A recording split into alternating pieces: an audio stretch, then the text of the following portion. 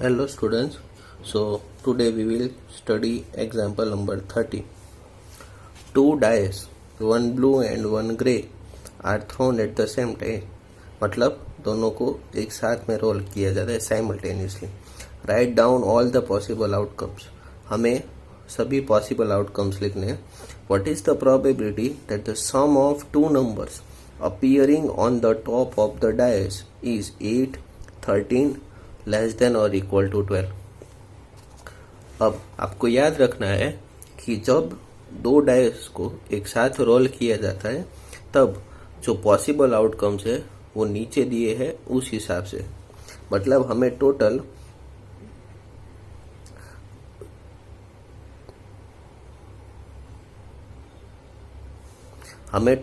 36 outcomes मिलते हैं. 1 1 1 2 1 3 1 4 1 5 1 6 2 1 2 2 2 3 2 4 2 5 2 6 3 1 3 2 3 3 3 4 3 5 3 6 4 1 4 2 4 3 4 5 4 6. उस हिसाब से 5 6 और यहाँ पर एक और लाइन 6 1 6 2 6 3 6 4 6 5 एंड 6 6. सो इस हिसाब से हमें टोटल 36 आउटकम्स मिलेंगे. ओके, अब इसका मतलब क्या है? तो देखिए ये पॉसिबल रिजल्ट है कि ऐसा भी हो सकता है कि पहली बार रोल करो तो 1 मिले, दूसरी बार रोल करो तब भी 1 मिले, पहली बार रोल करो तब 1 मिले, दूसरी बार रोल करो तब 2 मिले. तो इस हिसाब से हमारे टोटल 36 आउटकम्स है. अब जब कभी भी डाइस के ऊपर आने वाले नंबर्स के सम की बात होती है तब आपको ये शॉर्ट ट्रिक याद रखनी है, ये नोट आपको याद रखनी है कि सम ऑफ, देखिए अब छोटा सबसे छोटे नंबर्स 1 और 1 है तो उसके ऊपर के नंबर्स का सम कितना होगा? तो 2.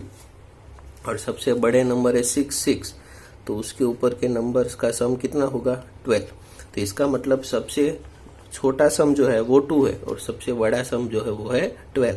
तो हम 1 से स्टार्ट करते हैं कि अगर sum of numbers on dice 1 2 3 4 5 6 up to 12 and number of times it happen, मतलब इतना ऐसा कितनी बार होता है? तो हमें पता है कि सबसे छोटा सम जो है वो 2 है, मतलब एक सम हो ऐसा एक भी बार नहीं होता है. फिर 2 सम हो ऐसा एक बार होता है, 3 सम हो ऐसा 2 बार होता है. तो ये देखिए सीक्वेंस है 0 1 2 3 4 5 6 5 4 3 2 1. तो ये सीक्वेंस आपको याद रखना है. इसका मतलब 8 सम होता है ऐसा 5 टाइम्स होता है, 7 सम हो ऐसा 6 टाइम्स होता है, 6 सम हो ऐसा 5 टाइम्स होता है. तो इसमें से जिसकी भी जरूरत पड़े उसका आप अपनी जरूरत के हिसाब से यूज कर सकते हो. आपको ये सब रिजल्ट्स लिख कर फिर उसके अंदर सम करके चेक करने की जरूरत नहीं पड़ती है. तो ये आपको नोट याद रखना है. तो देखिए सबसे पहला सम जो है वो है 8. तो 8 सम हो ऐसा कितनी बार होता है? तो 5 टाइम्स. तो सपोज इवेंट ए के अंदर sum of numbers on dice is 8. तो हमें पता है कि ऐसा 5 टाइम्स होता है. तो favourable outcomes is equal to 5. Now P of A is equal to favourable outcome upon total outcome. तो फेवरेबल आउटकम है हमारे 5 और टोटल आउटकम है 36. सो हमारा आंसर 5/36. अब देखिए सेकंड क्वेश्चन जो है उसमें आपको बोला है कि सम 13 होना चाहिए. अब हमें पता है कि सबसे बड़ा सम जो है वो 12 है. तो 12 से बड़ा सम तो कभी होता ही नहीं. तो 12 से बड़ा सम 13 है.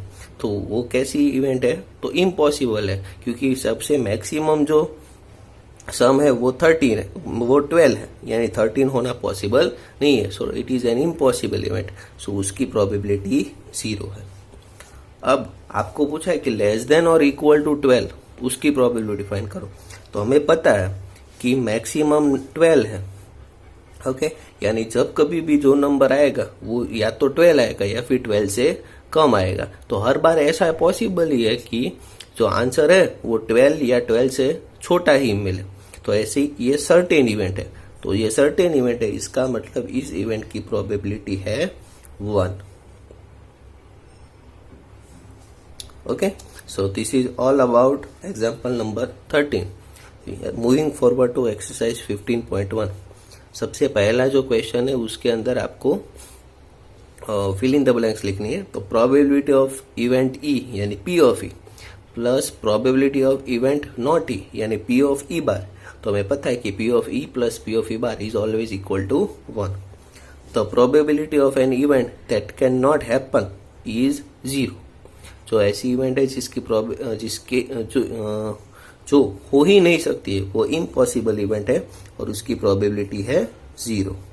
फिर उसी तरीके से ऐसी इवेंट जो सर्टेन है कि वो होगी उसकी प्रोबेबिलिटी 1 होती है और उसको हम सर्टेन इवेंट बोलते हैं। And sum of probabilities of all the elementary events of an experiment is always 1।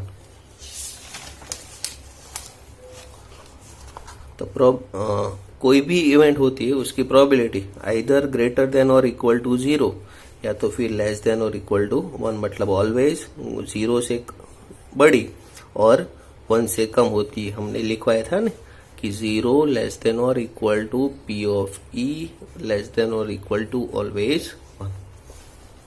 अब देखिए, हम जब प्रोबेबिलिटी फाइंड करना स्टार्ट कर लेते हैं तब हम सभी सम्स के अंदर ऐसा एज्यूम कर लेते हैं कि सबके अंदर इक्वली लाइकली आउटकम्स हो। इक्वली लाइकली आउटकम्स मतलब कि सभी रिजल्ट्स आने की प्रोबेबिलिटी सेम होनी चाहिए। मतलब ऐसा कि मान लो अगर आप कोई एक कॉइन को टॉस करते हो तो आप ऐसा पक्का नहीं बता सकते कि भाई इस बार हेड्स ही आएगा या फिर इस बार टेल्स ही आएगा। ओके, वो दोनों जो रिजल्ट्स है वो दोनों रिजल्ट्स आने की प्रोबेबिलिटी हर बार सेम ही होती है। ओके, तो जब कभी भी हम कोई भी इवेंट की प्रोबेबिलिटी फाइंड करते हैं तो हम ऐसा एज्यूम कर लेते हैं कि उसके अंदर इक्वली लाइकली आउटकम्स है, मतलब दोनों रिजल्ट्स आने की प्रोबेबिलिटी सेम है। तो क्वेश्चन 2 के अंदर हमें ऐसा बताना है कि इसमें कौन से एक्सपेरिमेंट के अंदर इक्वली लाइकली आउटकम्स है। तो पहला है driver attempts to start a car and the car start और डज नॉट स्टार्ट। अब देखिए, ड्राइवर कार स्टार्ट करने के लिए ट्राई करता है, कार स्टार्ट होगी या कार स्टार्ट नहीं होगी। तो ये इक्वली लाइकली आउटकम्स नहीं है। क्यों? क्योंकि हम ऐसा बता सकते हैं कि अगर कार की कंडीशन अच्छी होगी तो पक्का कार शुरू होने ही वाली है। तो उसके अंदर कार शुरू होने की प्रोबेबिलिटी ज्यादा है और कार शुरू नहीं होने की प्रोबेबिलिटी कम है, इसलिए इसके अंदर हम इक्वली लाइकली आउटकम्स नहीं बता सकते। फिर थर्ड, सेकंड, एक प्लेयर बास्केटबॉल शूट करने की ट्राई करता है तो वो शूट करेगा या फिर शूट मिस करेगा। तो हमें पता है कि अगर अच्छा प्लेयर होगा तो शूट करने की पॉसिबिलिटी है वो ज्यादा हो जाएगी और शूट नहीं करने की पॉसिबिलिटी है वो कम हो जाएगी, इसलिए इसके लिए भी इक्वली लाइकली आउटकम्स नहीं है। दोनों रिजल्ट्स आने की प्रोबेबिलिटी सेम होनी चाहिए।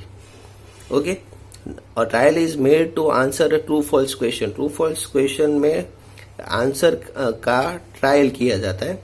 तो आंसर राइट भी हो सकता है और रॉन्ग भी हो सकता है। मतलब कि आप जब कभी भी कोई ट्रू फॉल्स क्वेश्चन का आंसर देते हो, ओके, तो वो ऐसा बता ही नहीं सकते हम पक्का कि अगली बार जो हमें क्वेश्चन मिलेगा वो ट्रू ही होगा या फिर अगली बार जो मिलेगा वो फॉल्स ही होगा।